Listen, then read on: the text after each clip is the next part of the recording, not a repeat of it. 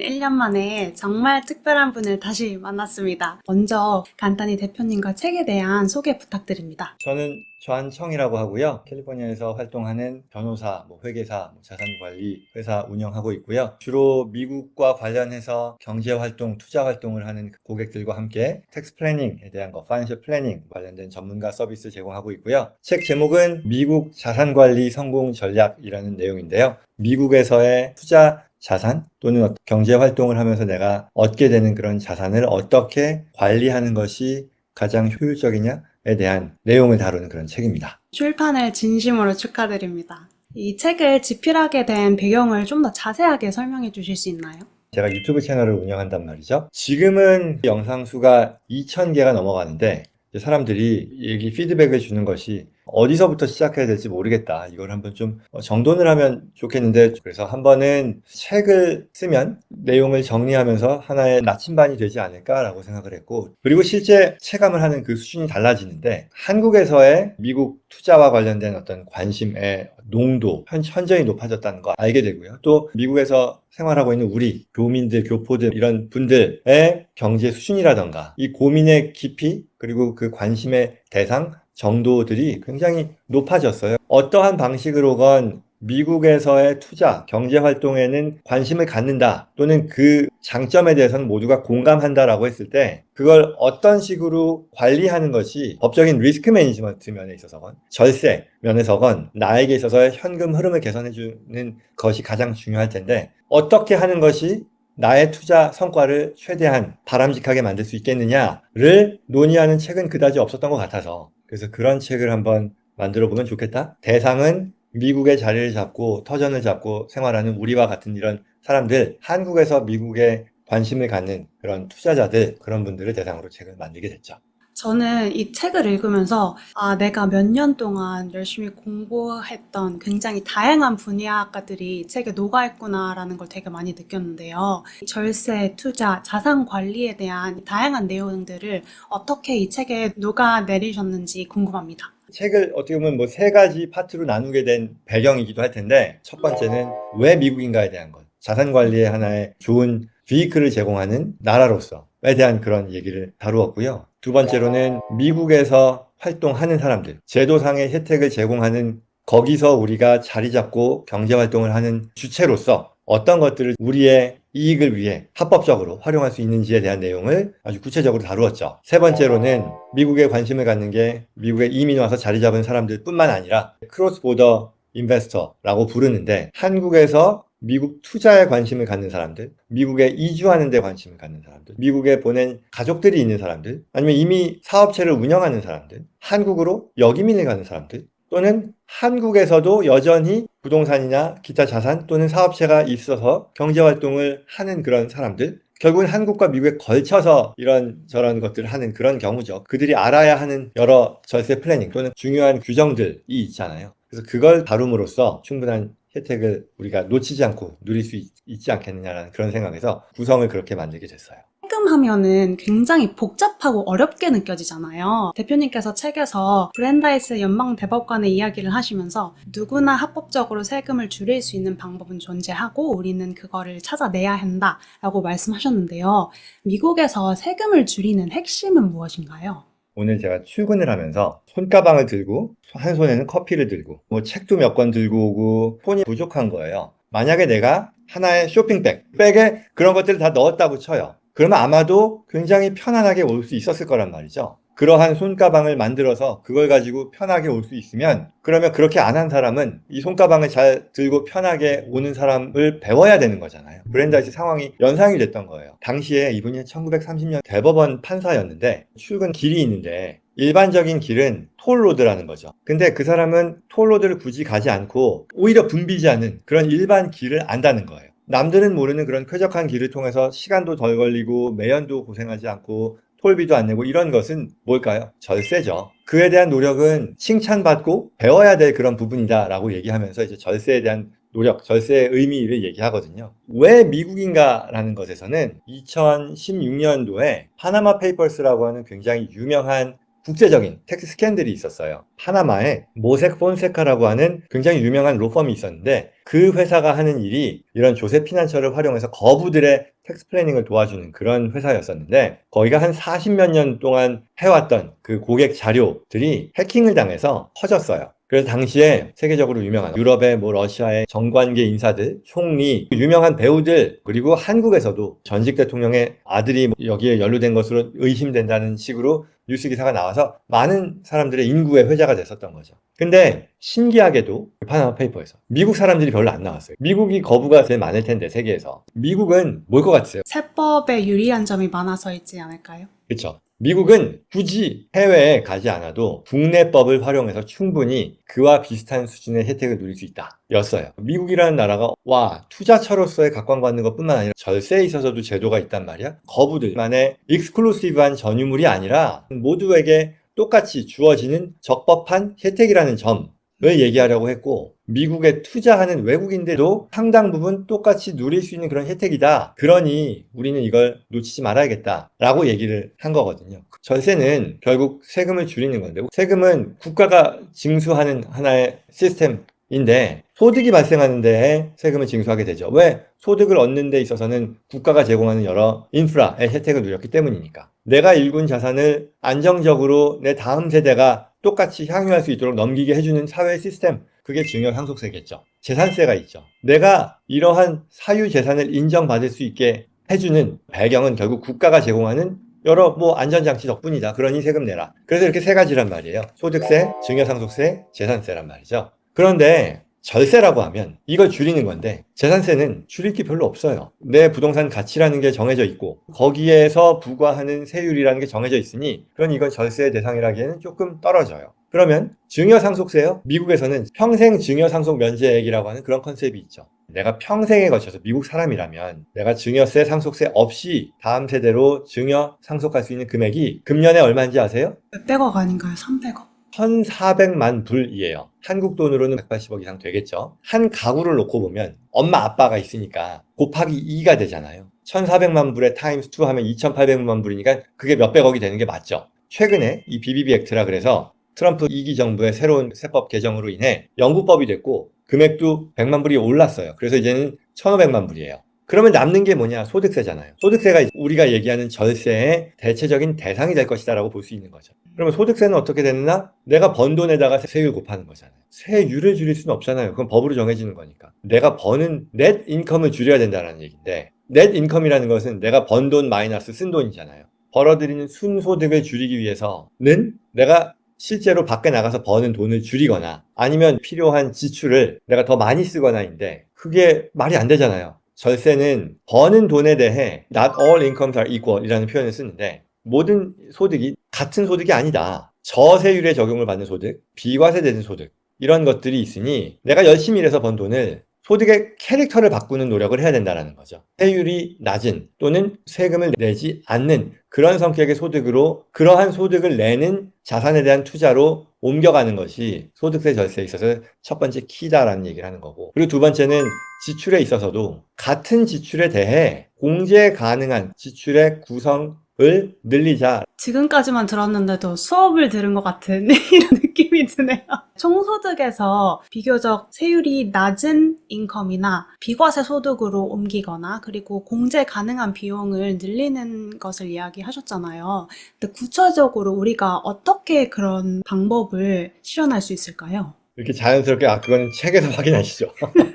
맛배기만 얘기하자면 회사에서 제공하는 또는 본인이 개인적으로 들 수 있는 IRA다, Roth IRA다, 401k다 이런 것들 반드시 꼭 활용해야 된다는 게 있고요. 그리고 비즈니스 하시는 분들 가족 고용이라던가 회사에서 만들 수 있는 그런 리타이먼트 플랜들이 있단 말이죠. 밖에 지출하지 않으면서 소득을 공제하는, 소득을 줄여주는 굉장히 파워풀한 그런 툴이잖아요. 그러니 반드시 활용해야 될 것이고요. 또 책에서는 컨시스턴한 소득을 내는 그런 사람들이 활용할 수 있는 방안으로서 프라이빗 파운데이션이라던가 이런 것들도 얘기하고요. 투자 대상이 되는 자산들, 투자 부동산, 기타 생명보험이라던가 어뉴이티, 이런 IRA나 이런 것들은 주식 투자를 할 것이고요. 이런 투자 자산을 활용해서 절세 투자까지도 달성할 수 있는 그런 방안들을 설명합니다. 예를 들어 내가 부동산을 산다는 말은 내 자산을 사는 거잖아요. 임대소득이라고 하는 나의 패시브 인컴, 아까 얘기했던 세율에 있어서도 더 유리한 소득이 있다라고 했는데 임대소득 자체도 내 근로소득, 사업소득보다 세금을 더 유리하게 적용받을 뿐더러 투자 부동산을 통해 투자 소득에서 발생하는 과세 소득들을 다 없애고 심지어는 내가 다른 경제활동에서 벌어들이는 소득을 비과세로 만드는 그런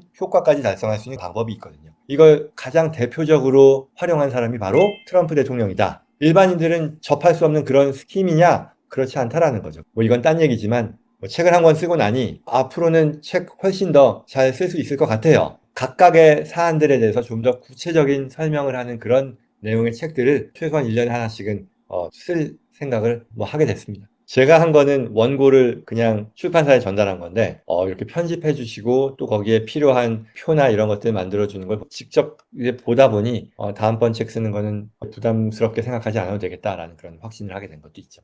1년 있다가 두 번째 책을 기대해도 될까요? 아마도 그렇지 않을까 싶어요. 알겠습니다. 존청 대표님께서 IRA나 401k 같은 일반인이나 직장인이 할 수 있는 방법을 지금 멘션해 주셨잖아요. 근데 이 외에도 특별히 절세를 할 수 있는 팁이 있다면 알려주실 수 있나요? 또 하나 우리가 감안해야 될 것이 어디에서 가장 큰 돈을 번다라는 것보다 어떤 게 절세면에서 내가 누릴 수 있는 혜택을 많이 가져다 주는 그런 투자 방안이냐, 그리고 또 현금 흐름 면에서 내가 최대한 혜택을 볼 수 있는 거냐를 주목하는데요. 또 우리가 활용할 수 있는 것이 생명보험과 어니티예요. 라이프 인슈런스가 뭔 것 같으세요?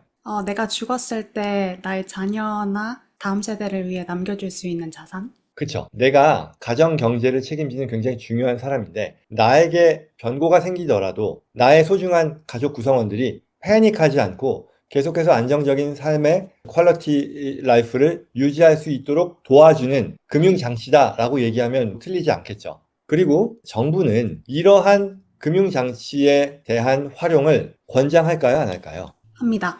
권장하겠죠, 당연히. 그러면 어떤 방식으로 권장하느냐? 세제상의 혜택을 제공합니다. 그렇게 함으로써 유도하는 거죠. 예를 들어 10만 불을 불입해서요. 50만 불을 받는 프로그램이 있다고 쳐요. 실제로 그런 상품 충분히 있거든요. 내가 10만 불 넣어서 50만 불을 받는 40만 불의 캐피탈 게인을 가져다 주는 그런 상품에 대한 투자라고 볼 수 있겠죠. 이 40만 불이요. 비과세예요. 보험 상품이기 때문에 법으로 제공하는 혜택인 거예요. 그리고 더 나아가서요. 50만 불이라고 하는 것이 사망보험금인데 내가 투자한 10만 불이 자라면서 이걸 캐시밸류라고 하는데요. 이 캐시밸류가 나중에 사망보험료로 컨버트가 되는 건데, 그러면 내가 10만 불을 불입하고 그걸 투자해서 캐시밸류가 늘어나는 거잖아요. 이 캐시밸류가 늘어나는 것도 비과세예요. 이 늘어난 캐시밸류를 가지고 내가 그걸 담보로 돈을 꺼내 쓸 수 있어요. 정확하게는 빌려 쓰는 거지만 그 자산을 담보로 내가 이후에 은퇴소득처럼 필요할 때 꺼내 쓰는 거예요. 이것도 텍스프리예요. 내가 불입하는 금액에 대해 잘하는 게 텍스프리고 꺼내 쓰는 게 텍스프리인 거예요. Roth IRA하고 비슷한 거예요. 그런데 Roth IRA는 우리가 제약이 있죠. 가입할 수 있는데 매년 7,000불, 8,000불 이런 제약이 있는데 반해 그렇지 않다라는 것도 있고, 꺼내 쓰는 데 있어서도 라이프 같은 경우는 제약이 없고, 결국은 이 라이프 인슈런스의 컨셉이 당연히 생명보험 본연의 가치도 있죠. 플러스 알파로 나의 은퇴 대비 투자에 있어서도 절세 투자를 가능하게 해주는 비클이다라고도 볼 수 있는 거죠. 라이프 인슈런스에 대해서 사람들이 아주 긍정적이지만은 않은 선입견을 갖는 경우가 있는데 그럴 대상은 아니다. 젊은 나이에 이걸 고려하면 그만큼 우리가 누릴 수 있는 비과세 투자 비클을 활용하는 그런 관점에서 충분히 고려할 만한 그런 옵션이 되겠죠. 저도 종청님 책을 읽기 전까지 라이프 인슈런스에 대한 솔직히 부정적인 의견을 가지고 있었거든요. 근데 이게 투자와 절세의 방도로 쓰일 수 있다는 걸 아시면은 많은 분들이 개념에 대해서 좀 더 긍정적으로 생각하시지 않을까 좀 생각이 드네요. 제가 그에 대한 장점을 얘기한다 해서 이걸 필요 이상으로 많이 해라라는 그런 취지는 아니에요. 저 개인적인 투자는 주식을 제일 많이 해요. 내가 안정적인 현금 흐름을 확보하는 데 있어서 라이프 인슈런스나 어니티나 이런 것들을 활용해서 확보하고, 그렇게 되면 나의 나머지 재산들은 내가 더 해보고 싶은 것들을 위해 사용할 수 있는 거잖아요. 그래서 그런 면에서 포트폴리오 매니지먼트 차원에서도 고려해보면 좋겠죠. 이민 오신 분들이 자녀나 가족을 위해서 상속이나 증여를 고민을 많이 하셨잖아요. 이 두 가지 방식 중에서 어떤 방식이 더 세금 측면에서는 유리한가요? 답은 증여보다는 상속이 낫다예요. 과세 관점에서 그렇다는 거예요. 상속보다 증여가 더 낫지 않을까라고 생각하는 것. 이유는 뭘 것 같으세요? 내가 살아있을 때 주고 싶은 마음? 그렇죠. 또는 상속세에 대한 걱정도 있잖아요. 상속이 왜 증여보다 일반적으로 더 좋은 솔루션이냐 하면 사례로 들기 위해서 내가 돈을 열심히 벌어서 부동산을 샀어요. 내가 투자한 부동산에 대해서 임대소득도 있고 가치가 올라가서 그걸 팔았을 때 발생하는 양도소득이 있을 텐데 우리가 절세 관점에서 본다면 부동산을 팔고 일정한 기간 내에 다시 재투자해요. 1031이라고 하는 세법의 유리한 조항을 활용해서 매각한 부동산에서 발생한 양도소득이 과세되지 않고 이연되게 할 수 있어요. 계속해서 가치가 올라간 부분을 또 그걸 뽑아서 아까 제가 그 라이프 인슈런스에서 캐시밸류를 뽑아서 쓴다라는 것처럼 이 올라간 에코티에서 뽑아 쓰는 것 역시 비과세이거든요. 양도소득도 비과세, 내가 꺼내 쓰는 것도 비과세예요. 그런데 이만큼 자산 가치가 올랐으면 1031이라는 것을 계속 반복하다 보면 언젠가는 이게 벌룬이 터지는 거 아니야? 라고 생각할 수 있는데 그게 아니더라. 미국 법에서는 자산을 증여하지 않고 상속해주면 그 해당 자산, 이 지금 같은 경우 이 부동산이죠. 예를 들어 내가 100만 불에 샀는데 이게 막 1000만 불이 됐다고 쳐요. 그때까지 양도세 안 냈을 거 아니에요. 자녀들이 이 해당 자산, 상속받은 자산에 대해서 인식하게 되는 그 부동산의 원가는 1000만 불로 올라가요. 스텝업이 된다는 거죠. 1세대에서 자산 가치가 올라가는 거를 계속해서 세금을 안 냈고 거기서 캐시를 뽑아 쓰는 것 또한 세금을 안 내는 거고 그렇게 내가 누렸던 세금 혜택에 대해서는 내가 상속해 줌으로써 다음 세대는 그만큼의 혜택분을 온전히 토해내지 않고 계속해서 이어갈 수 있게 되는 거죠.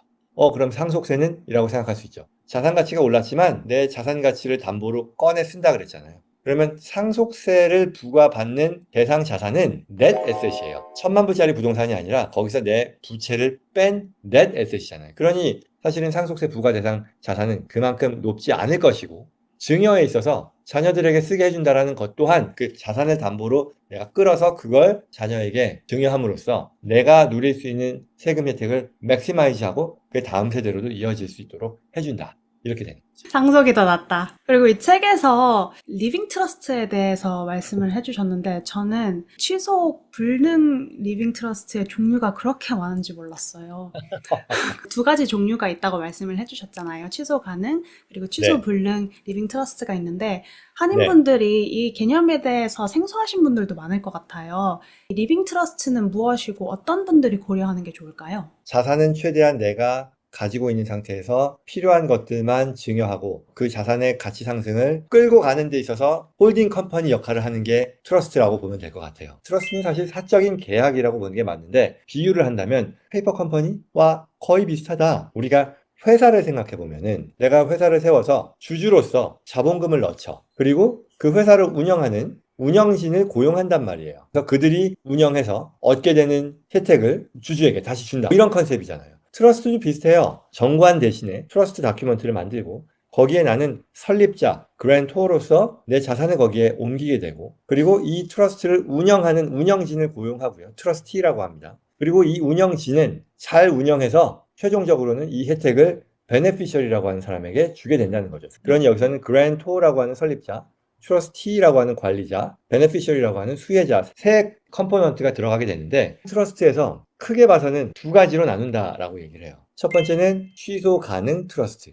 그리고 두 번째는 취소 불능 트러스트라고 부른다는 거죠. 미국에서 경제활동을 하는 모든 사람들이 가져야 되는 것은 취소 가능 트러스트다. 이게 곧 리빙 트러스트다. 아까 얘기했던 그랜토, 트러스티, 베네피셜이가 리빙 트러스트는 대체로 다 본인이에요. 내가 설립자고, 내가 관리자고, 내가 수혜자니 형식상의 소유권만 트러스트로 옮겼을 뿐이지 실질적으로는 내가 직접 소유한 것과 무차별하다라고 얘기를 해요. 그럼 이걸 왜 하느냐? 프로베이스 피하기 위해서다. 트러스트 없이 자산을 가지고 있었을 때는 나에게 변고가 생기면 프로베이시라고 하는 법원의 검증 절차를 거치게 되는데 그걸 트러스트를 통해 소유함으로써 피할 수 있게 해준다. 이 프로베이시 시간이건 비용이건 뭐 여러 가지 면에서 자산을 상속받는 데서 고통스러운 과정이 될 수 있는데 리빙 트러스트를 만듦으로써 거기에 서류상 소유권만 옮겨 놓게 되면 이러한 프로베이스를 피할 수 있으니 반드시 이걸 만들어서 이걸 가지고 모든 가정 경제 활동에 있어서의 꼭대기에 있는 어떤 홀딩 컴퍼니 역할을 하는 게 필요하다라고 얘기하는 거죠. 그게 취소 가능 트러스트를 얘기하는 거고요. 그러니까 트러스트를 하면 자산 보호도 할 수 있고 뭐 세금도 줄일 수 있고 자선 목적으로도 여러 가지가 있다던데 이건 뭐지? 그거는 모두 다 어려운 취소 불능 트러스트에 해당이 된다. 그리고 그건 모두가 하는 게 아니라 케바케예요. 뭐 예를 들어서 자산 보호를 얘기해 볼까요? 내가 사업을 액티브하게 해요. 내가 이런저런 이해 당사자들이 많다 보니 내 재산이 뺏길 게 걱정이 돼. 취소 불능 트러스트를 세워서요.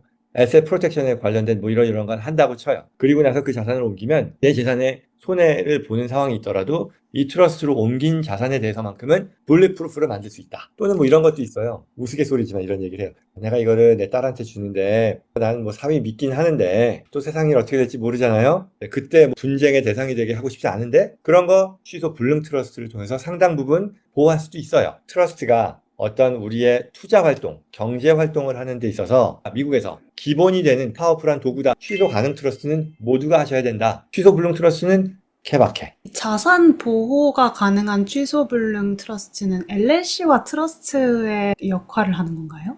LLC는 내가 거기에 자본금을 넣죠. 그 금액까지만 리스크를 부담하게 되는 거예요. 그게 유한 책임인 거죠. 트러스트는 그 반대예요. 내 개인 재산에 대해서 이렇게 트러스트로 옮긴 거는 bulletproof가 되고 내 개인 재산이 리스크에 익스포즈가 되는 거예요. 트러스트 외에도 책에서 가족재단이나 그런 자산관리 방법을 소개해 주시잖아요. 가족 재산에 대해서 조금 설명해 주실 수 있을까요? 모두가 여러 가지 효용을 누릴 수 있지만 또 한편으로는 또 모두가 다 하는 대상은 아니다. 개인소득세 신고서를 한번 생각해 보자고요. 조정 항목이 좀 있는데 그 중에 대표적인 게 스탠다드 디덕션 또는 아이러마이즈 디덕션이죠. 스탠다드 디덕션은 누구든지 다 하는 거고 아이러마이즈 디덕션은 그 항목별 공제 숫자가 스탠다드보다 높으면 그걸로 공제를 하는 그런 성격이잖아요. 우리가 소득세를 줄이려면 세율을 어쩔 수는 없으니 벌어서 이렇게 줄이는 거는 최대한 했다고 치면 그리고 나서 내가 할 수 있는 거는 아이러마이즈 디덕션의 항목을 늘리는 거 밖에 없잖아요. 첫 번째로 나오는 게 메디컬 익스펜스. 근데 이거 하는 사람 별로 없어요. 내 AGI에 그 일정 퍼센트 이상만큼의 메디컬 익스펜스를 발생하는 경우가 별로 없다라는 얘기고요. 두 번째요. 스테이트 텍스. 주에다가 납부한 세금을 아이러마이즈 디덕션의 항목으로 써요. 25년부터 바뀌어서 4만 불까지 올라갔는데 그래도 어쨌거나 실링이 있는 거잖아요. 그리고 세 번째 몰기지 인트레스트. 공제 받을 수 있죠. 그러나 그것도 75만 불 원금까지에 대해서 할 수 있는 것일 뿐더러 세금 줄이겠다고 불필요한 이자 비용이 늘어나는 것을 잘하는 거다라고 할 수는 없는 거잖아요. 그러면 이제 남는 게 뭐냐면 도네이션 디덕션, 체리터블 컨트리뷰션이에요. 교회나 기관들에게 내가 기부하는 그런 것들이 될 텐데 나만의 또는 내 가족의 자선기관을 만든 거예요. 이게 프라이빗 파운데이션이에요. 내가 도네이션을 하는데 타인이 관리하는 교회, 학교, 뭐 박물관, 고아원 뭐 이런 기관이 아니라 내가 운영하는 자선기관을 만들어서 거기에 도네이션을 함으로써 1차적으로 아이러마이즈 디덕션을 늘릴 수 있고 컨트리뷰트한 그 금액에 대해서도 내가 당장 또는 향후에 자선, 공익 목적으로 활용할 수 있는 근거를 마련한다라는 그런 얘기죠. 이걸 내 자녀뿐만 아니라 내 손주, 손녀들한테도 넘겨줄 수 있는 거네요.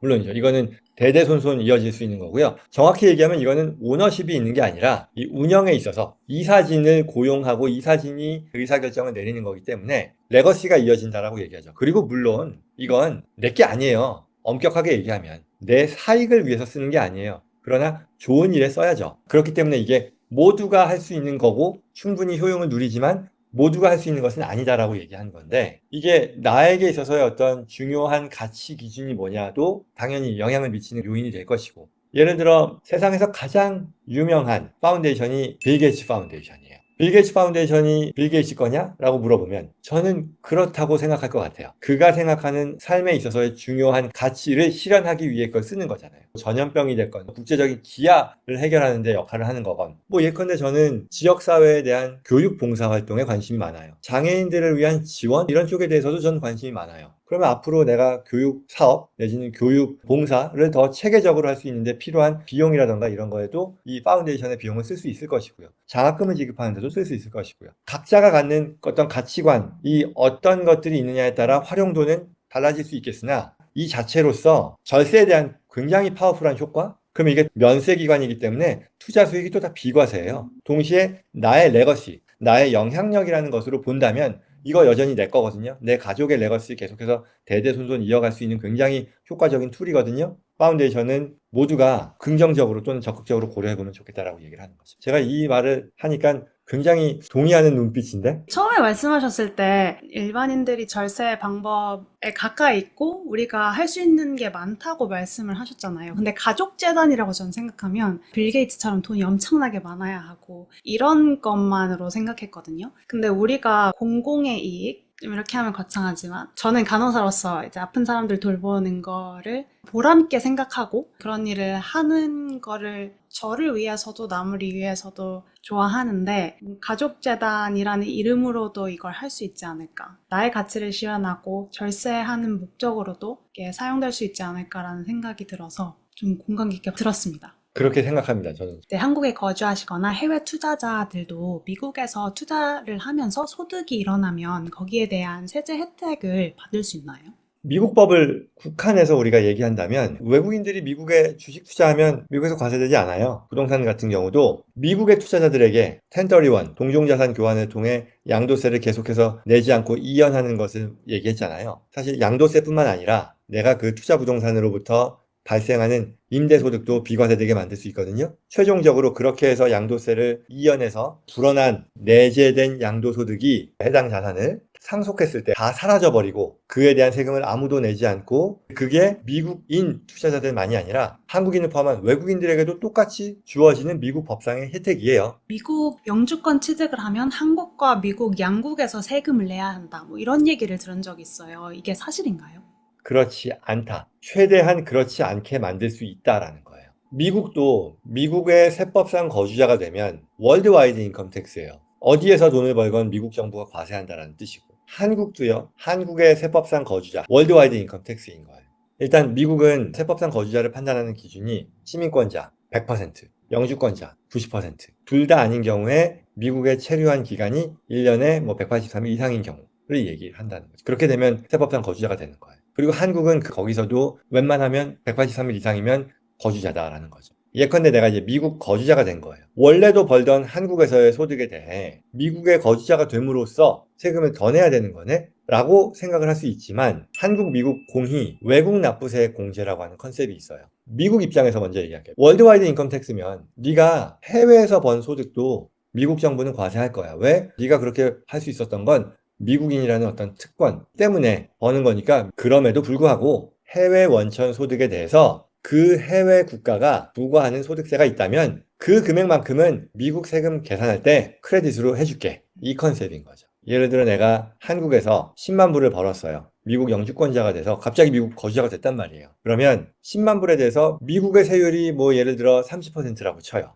그리고 한국의 세율이 20%라고 쳐요. 내가 한국에서도 거주자니까 한국에서 2만 불의 세금을 냈다고 쳐요. 그럼 미국에서는 원래 3만 불의 세금을 내야 되는데 그게 아니라 한국에서 낸 세금 2만 불은 미국 세금 3만 불 중에 까주겠다는 얘기죠. 그러니 미국에서 추가로 내는 거는 1만 불만 내면 되는 거예요. 더 나아가서 Foreign Tax Credit을 제대로만 활용하면 내가 하나의 소득에 대해서 부담하는 세금은 두 나라 중에 높은 나라의 세율이겠구나 라고 생각할 수 있을 거예요. 같은 소득에 대해서는. 대체로요. 미국이 한국보다 세율이요 낮아요. 한국이 평균 소득이 더 낮다 보니까 동일 소득에 대해서 적용되는 세율은 더 높은 그런 상황이 되거든요. 그 말은 외국 납부세 공제를 잘 활용하면 내가 영주권자가 되더라도 불이익을 받는 경우가 없거나 최소화할 수 있다라고 얘기할 수 있겠죠. 한국에 있는 사람들이 영주권을 이제 받아서 들어가기 전에 한국에서 발생하고 있는 여러 투자 자산들에 있어서의 소득이라든가 이런 것들을 내가 이제 미국에 들어가서 미국 사람이 돼버리면 미국의 거주자로서 월드와이드 인컴 텍스에 적용을 받게 되니 그 전에 해놓고 가면 좋은 게 있지 않겠느냐. 미국 세법에 거주자에게 적용되는 법과 비거주자에 적용되는 법이 있을 텐데 비거주자에게 적용되는 법이 뭔가 더 유리하다면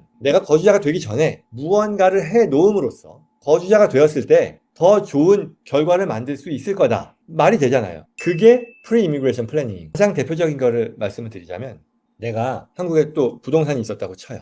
나는 지금 팔 생각이 없어요. 부동산을 내가 옛날에 1억 주고 샀었어요. 지금 이게 10억이 됐다고 쳐요. 근데 이거를 팔면 지금은 한국 사람이니까 세금을 미국에서는 안 내겠지만 예를 들어 미국 사람이 되어 버리고 나서 뭐 5년 뒤에 팔면 그때는 미국 사람이 됐기 때문에 미국에서도 해당 부동산의 매각에 대해 과세 권한이 생기는 거잖아요. 1억에 샀는데 내가 미국에 들어갈 때 10억이었고 그 뒤로 5년 뒤에 이게 15억이 됐어요. 근데 내가 이제서야 이걸 팔려 그래요. 미국의 과세 기준에서 내가 인식하게 되는 양도소득이 얼마겠느냐? 답이 뭐냐면 14억이에요.